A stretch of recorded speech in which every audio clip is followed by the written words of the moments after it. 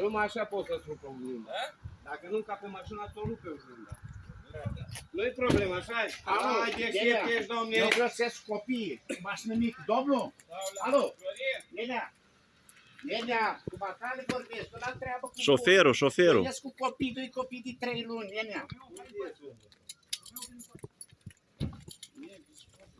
Cum, domnule, dar blochezi drumul așa? Bună ziua! Eu ies cu 2 copii de 3 luni. Vreau să mă urc în parc. Uitați acolo. Domnul Dobre, eu vă rog ceva. Eu la treabă cu voi acolo, omule, eu la treabă cu nepoții mei. Iese pe lângă. Dacă eu ies, te-am pupat, dar dacă nu ies, își dau foc la mașină. Da. Bun. Dacă eu ies, n-am treabă.